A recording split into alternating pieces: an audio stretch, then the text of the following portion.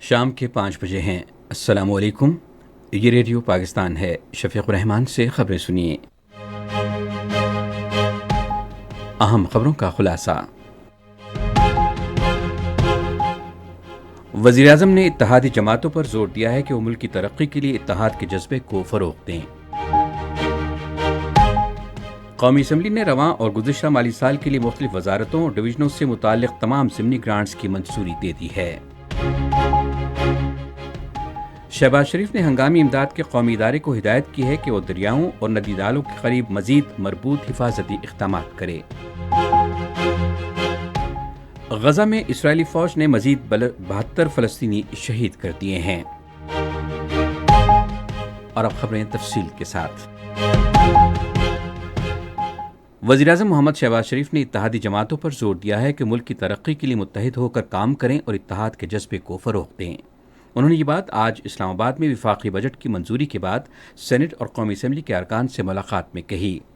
وزیر اعظم نے بجٹ کی تیاری اور منظوری میں کردار ادا کرنے پر تمام اتحادی جماعتوں کا شکریہ ادا کیا۔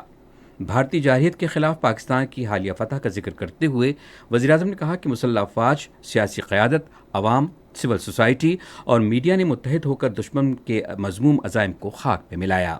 انہوں نے کہا کہ chairman peoples party Bilawal Bhutto Zardari کی قیادت میں سفارتی وفد نے عالمی سطح پر پاکستان کا موقف واضح اور بھارت کے مذموم عزائم کو بے نقاب کیا۔ انہوں نے کہا کہ وفد کو عالمی سطح پر پذیرائی حاصل ہوئی اور بین الملک مقیم پاکستانیوں نے بھی وفد کا شاندار استقبال کیا اور بھارت کے خلاف فتح حاصل کرنے پر پاکستان کی حکومت اور مسلح افواج کو خراج تحسین پیش کیا۔ وزیر اعظم نے مشرق وسطیٰ کی صورتحال کے حوالے سے گفتگو کرتے ہوئے کہا کہ پاکستان نے ایران کے خلاف اسرائیلی جارحیت کے دوران ہر سطح پر ایران کے ساتھ یکجہتی کا اظہار کیا۔ وزیر اعظم نے کہا کہ وہ ایرانی قیادت خصوصاً صدر مسعود پزشکیان سے مسلسل رابطے میں رہے۔ انہوں نے کہا کہ خطے میں امن اور خوشحالی کے لیے اسرائیل ایران تنازع حل ہونا چاہیے۔ قومی اسمبلی کے ارکان نے آج اسلام آباد میں وزیر اعظم شہباز شریف سے ملاقات کی۔ انہوں نے قومی اسمبلی کی جانب سے بجٹ کی منظوری پر وزیر اعظم کو مبارکباد دی۔ ملاقات کے دوران ان کے متعلقہ حلقوں کے امور پر بھی تبادلہ خیال کیا گیا۔ قومی اسمبلی نے رواں اور گزشتہ مالی سال کے لیے مختلف وزارتوں اور ڈویژنوں سے متعلق تمام ضمنی گرانٹس کی منظوری دے دی ہے۔ ایوان نے گزشتہ مالی سال کے لیے اضافی مطالبات زر کی بھی منظوری دی جو وزیر خزانہ محمد اورنگزیب نے پیش کیے تھے۔ وزیر اعظم شہباز شریف نے قومی ہنگامی امدادی ادارے کو دریاؤں اور ندی نالوں کے قریب حفاظتی اقدامات مزید مربوط بنانے کی ہدایت کی ہے۔ انہوں نے دریا سوات کے قریب خواجہ خیلہ کے مقام پر سیلابی ریلے میں سیاحوں کی اموات پر گہرے دکھ اور افسوس کا اظہار کرتے ہوئے جاں بحق ہونے والے افراد کی مغفرت اور ان کے اہل خانہ کے لیے صبر جمیل کی دعا کی۔ آج ضلع سوات کے علاقے خواجہ خیلہ میں 11 سیاح سیلابی ریلے میں بہہ گئے تھے۔ ریسکیو 1122 کے مطابق دریا سوات سے لاپتہ افراد کی تلاش کے لیے امدادی کارروائی جاری ہے۔ ادھر خیبر پختونخوا کے ہنگامی امدادی ادارے نے دریا سوات میں پانی کی سطح بلند ہونے کے بعد سیلابی صورتحال کا انتباہ جاری کیا ہے۔ پی ڈی ایم اے کے مطابق پانی کی سطح میں تقریباً 78,000 کیوسک اضافہ ہو گیا ہے، جس سے علاقے میں جاری شدید بارشوں کے باعث انتہائی اونچے درجے کے سیلاب کا خدشہ ہے۔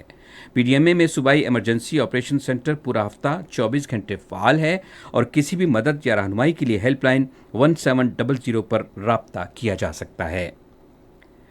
بری فوج کے سربراہ فیلڈ مارشل سید عاصم منیر نے نوجوان افسروں پر زور دیا ہے کہ وہ قوم کے لیے اپنی ذمہ داریوں کی تکمیل میں دیانتداری، پیشہ ورانہ مہارت اور حب الوطنی کے اعلیٰ ترین معیارات اپنائیں۔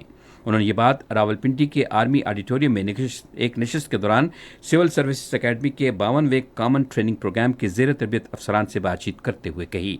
فیلڈ مارشل نے قومی سلامتی کے تقاضوں، موجودہ اندرونی اور بیرونی چیلنجز اور علاقائی امن اور قومی استحکام کے تحفظ میں پاکستان کی مسلح افواج کے اہم کردار سمیت کئی اہم امور پر اپنے خیالات کا اظہار کیا۔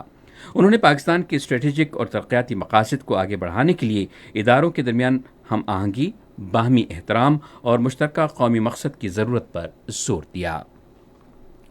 غزہ پر وحشیانہ اسرائیلی حملوں میں مزید 72 فلسطینی شہید ہو گئے ہیں۔ اکتوبر 2023 سے اب تک غزہ پر اسرائیلی جنگ میں 56,100 سے زائد فلسطینی شہید ہو چکے ہیں۔ ادھر غزہ کے سرکاری ذرائع ابلاغ کے دفتر نے کہا کہ گزشتہ 4 ہفتے میں امداد تک رسائی کی کوشش میں کم از کم 549 فلسطینی شہید ہوئے۔ اسی کے ساتھ خبریں ختم ہوئیں۔ مزید خبروں اور تجزیوں کے لیے آئیے ہماری ویب سائٹ پر radio.gov.pk اور فیس بک کے link radio Pakistan news official پر براہ راست ویڈیو اسٹریمنگ بھی ملاحظہ کیجیے۔